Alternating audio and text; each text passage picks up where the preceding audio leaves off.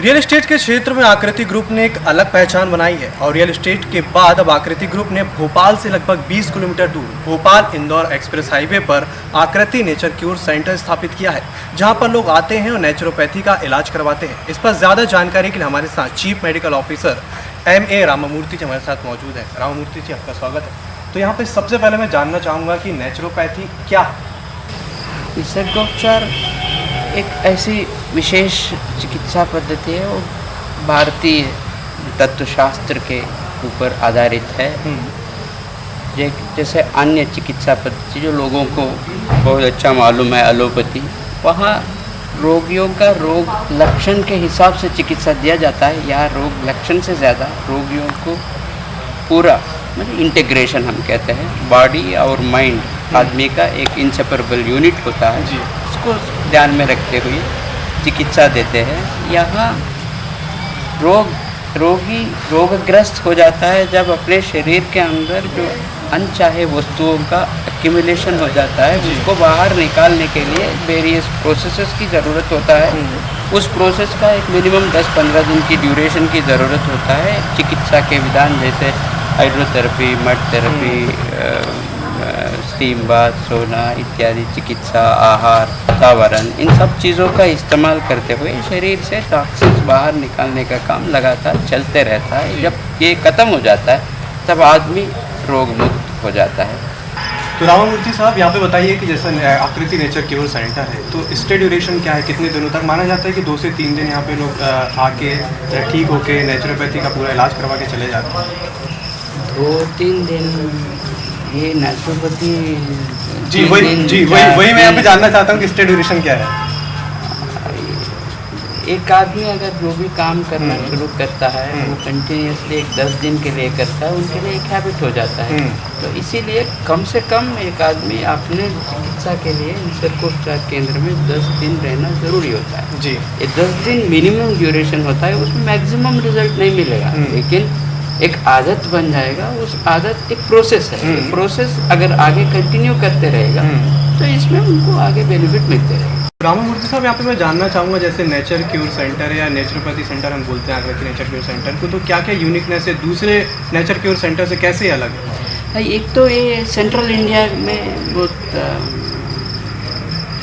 Biggest है। दूसरा भोपाल में है तो accessible to north east, south west. जी बिल्कुल, by air, by road, by train. जी बिल्कुल आ सकते हैं। और तीसरा ये हम 3 डायमेंशनल हीलिंग यहाँ ले लिया है कि योगा, नेचुरोपैथी, आयुर्वेद का कॉम्बिनेशन होता है यहाँ। यह सब हर नेचुरोपैथी सेंटर में ये फैसिलिटी नहीं है जी। चौथा, मैं खुद बैक पेन, नेक पेन और घुटनों के दर्द के लिए खास स्पेशलाइजेशन चिकित्सा देता हूँ। उसको हम मैनिपुलेशन कहते हैं। मैनिपुलेशन के द्वारा नेक, बैक और घुटनों का दर्द जो है वो दूर करने का कोशिश हम करते हैं जी। सर, यहाँ पे हम बात करें कि नेचुरोपैथी की, तो योगा और आयुर्वेद से डायरेक्टली रिलेटेड माना जाता है, तो क्या यहाँ पे योगदान है योगा का और आयुर्वेद का? वही मैंने पहले ही कह दिया जी।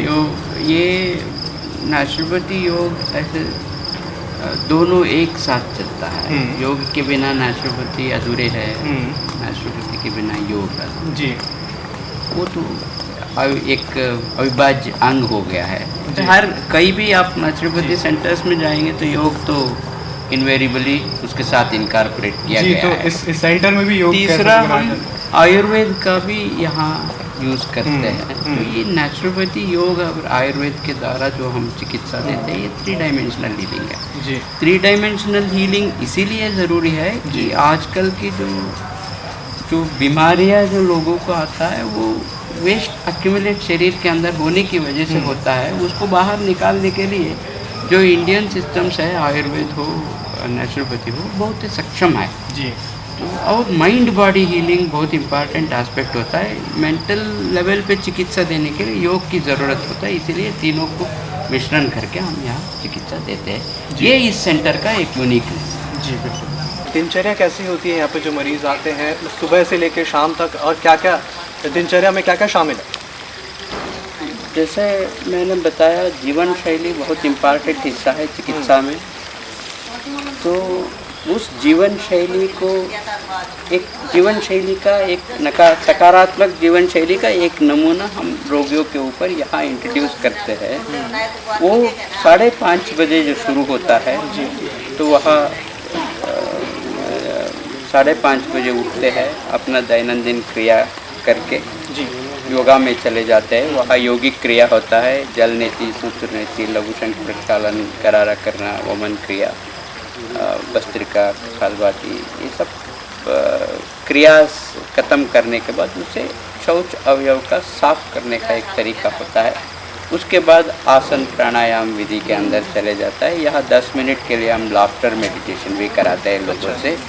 फिर वो 7:30 बजे तक ख़त्म होता है। 7:30 बजे से 8 बजे तक वॉकिंग के लिए जाते हैं। 8 बजे उनको हल्का सा ब्रेकफास्ट दिया जाता है। ब्रेकफास्ट के बाद चिकित्सा के लिए चले जाते हैं। चिकित्सा होने के बाद 12 बजे खाने का टाइम होता है। खाना खा के 2-3 घंटे के लिए रेस्ट रहता है। 3 बजे से दोपहर का चिकित्सा शुरू होता है। चिकित्सा होने के बाद डॉक्टर से रूटीन में मिलना, प्रिस्क्रिप्शन वगैरह रहता है। उसके बाद 5:30 बजे जो रिफ्लेक्सोलॉजी ट्रैक पे टहलने के लिए चले जाता है। वो रिफ्लेक्सोलॉजी ट्रैक में चलने से एनर्जी बैलेंस जो है वो रेक्टिफाई होता है जी। तो वो ख़त्म होने के बाद मेडिटेशन में चले जाते हैं। मेडिटेशन ख़त्म होते ही इवनिंग खाना होता है। इवनिंग खाना होने के बाद 1 आधा घंटा जो गैप रहता है वो वॉकिंग के लिए जाते हैं। फिर शाम को 8 बजे रोगियों को निसर्गोपचार के बारे में विविध सब्जेक्ट्स लेकर लेक्चर्स दिया जाता है।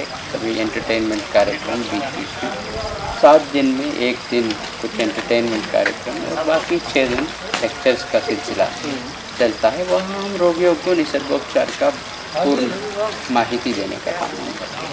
ये यहाँ का एक दिनचर्या होता है। ये दिनचर्या रोगियों के चिकित्सा में बहुत इम्पॉर्टेंट पार्ट होते हैं। इसलिए हम रोगियों को हर एक्टिविटी में विदाउट मिसिंग अटेंड करते रहिए कहते हैं। इसके बाद जो आदमी बाहर की दुनिया में चले जाता है, जितना इनमें से वो अपने जीवन में इम्प्लीमेंट कर सकता है, उसके ऊपर उनका आगे जो हेल्थ बने रहे। तो हमारे साथ मौजूद थे डॉक्टर M.A. रामामूर्ति साहब, चीफ मेडिकल ऑफिसर है आकृति नेचर क्योर सेंटर के। हमसे बात करने के लिए बहुत बहुत धन्यवाद। तो डॉक्टर साहब ने बताया कि किस तरीके से नेचुरोपैथी बहुत आवश्यक है। नेचुरोपैथी